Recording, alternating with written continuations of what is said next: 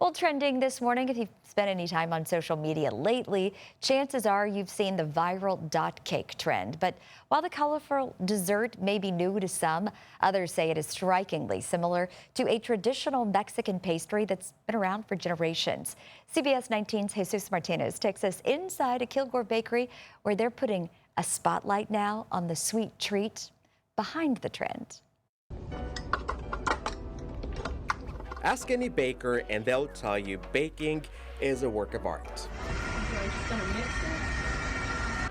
I mean, just look at all these pastries. So apparently my Central Market has dot cakes. And the viral dot cake may be new to some social media users. The first time I saw that trend, I actually was not aware that there was a trend going on. But for many Mexican bakers, it brings back something they've seen for years. But it resembles it so much, like it's basically the same thing except it's like layered. This pink frosted pastry topped with colorful dots, it goes by several names. They'll call it pastel, they'll call it plancha rosa, they'll call it pastelito or cortadillo. The traditional pan dulce traces its roots to Mexico. From conchas, puercos, and orejas, there's no shortage of sweet bread to choose from.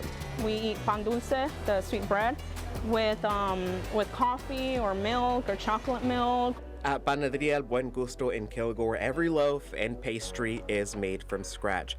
Marieli Cabrera's dad, Juan Colis, has been running the business since 2012 and baking bread since he was 10 years old.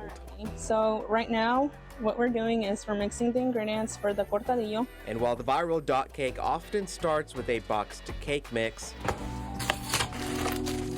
the base for the cortadillo is called a mantecada. It is moist and tender. After the batter is mixed, it's spread onto a pan and baked.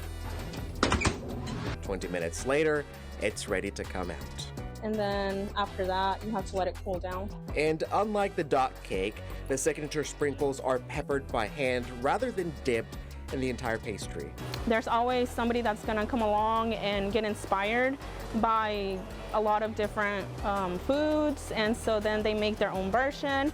Marieli doesn't think the dot cake trend is a bad thing. I like that we inspired something, you know.